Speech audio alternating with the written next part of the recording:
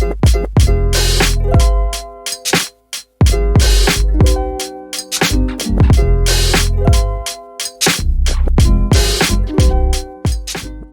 feels like this week, this question feels more relevant than ever.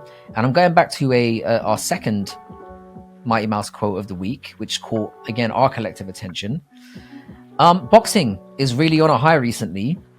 We're getting massive fights, seemingly one after the other now. It's pretty funny what money can do. Who knew that was an obstacle to getting things done? Yep. So I'm just going to ask you straight up, is boxing back on top again as being the global sports leader of combat sports? Whew. Man, this is such a hard question because of what's going on right now. Like, you got that Matchroom versus Queensberry thing was pretty impressive considering the fact that how many fighters they got on one card. Like, normally this is what caused the UFC to kind of rise in this area in comparison to boxing. For boxing, it was so hard to get fighters to commit to being on a card, not necessarily because of the fighters, but because of whomever they were with, whether it's Top Rank or PBC or whatever. They didn't really cross fight, and that was always an issue. And because of the Sheikh and all the money that he's throwing into it, they are committing to these fights, and we're getting some pretty impressive fights. Like, we've seen Tyson Fury quite a few times now. You know, we've seen Anthony Joshua, we've seen Usyk, we've seen Deontay Wilder, Dubois. We've seen all these fighters, and we got Tank Davis against Frank Martin coming up. Like, we've got a lot of good fights that are coming up, and we couldn't say that before. So it's hard to argue with that. I wouldn't say boxing has passed the UFC, but I would say they caught up. I think that they caught up. I think that there's still issues with their production. If you are watching a boxing fight and you're looking at Twitter at the same time, you see commonly the same issue, like the pacing. You know, there's so much time in between fights and all this and that. Whereas the UFC, like, they're on a schedule, like, they're getting them out there.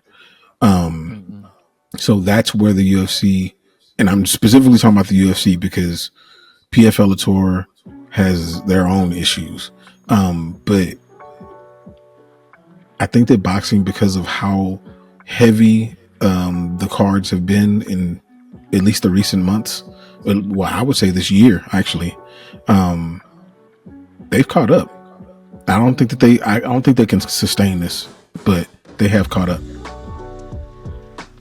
Yeah, I think, like, this year, I think boxing has kind of temporarily owned this year or parts of this year.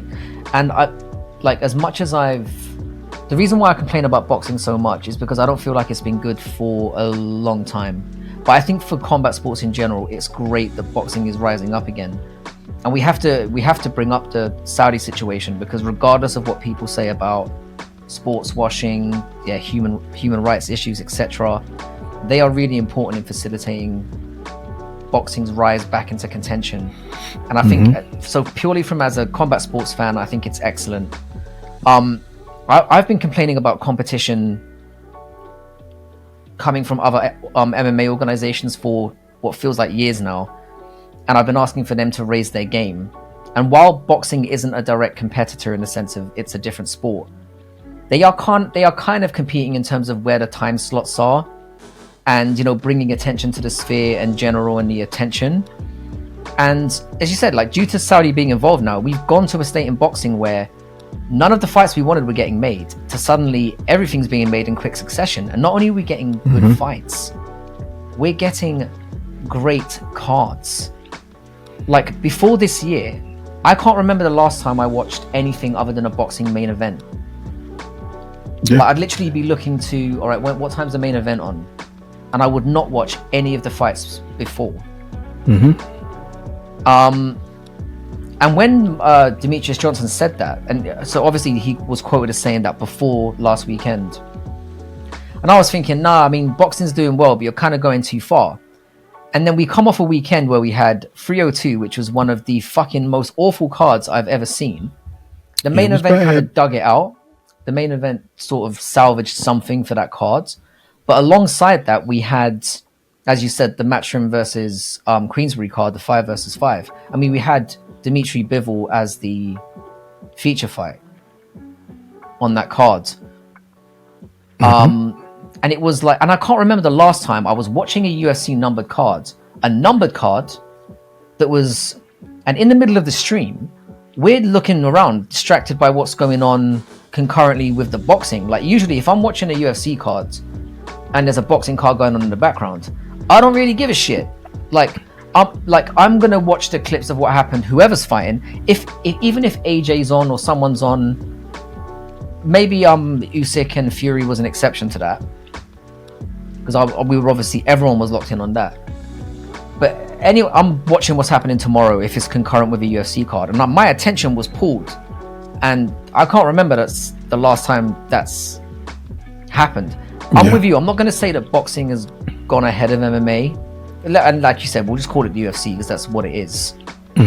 But it feels like they're back all of a sudden, and I think this is very much going to be contingent on how committed the Saudis are to keeping this going.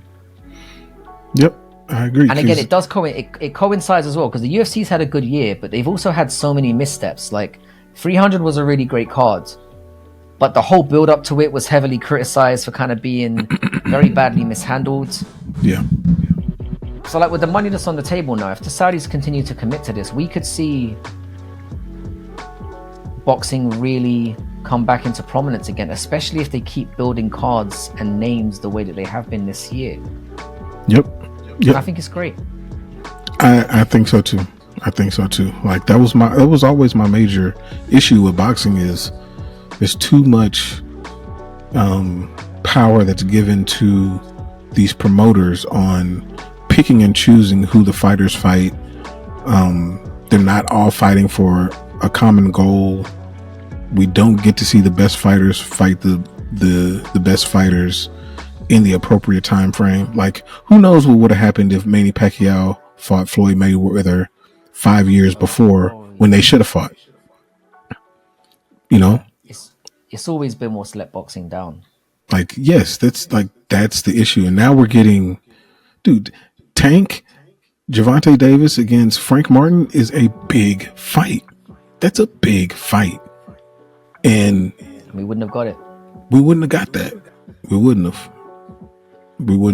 So I can appreciate what, and the Saudis are making it more important for these individual organizations. If they're not working with the Saudis, now they're pressured to make bigger fights outside of that too. Oh, definitely. So it's a trickle down. It affects the whole space. Mm-hmm.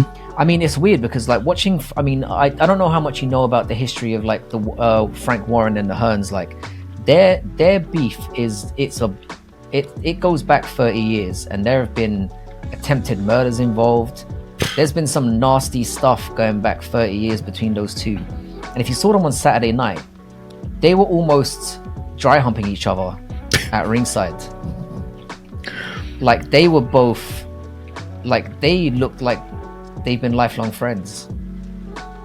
That's what we needed. That's how much it feels like obviously it's to the point where they have openly admitted we're not even running things anymore. Like they're finding things out in press conferences that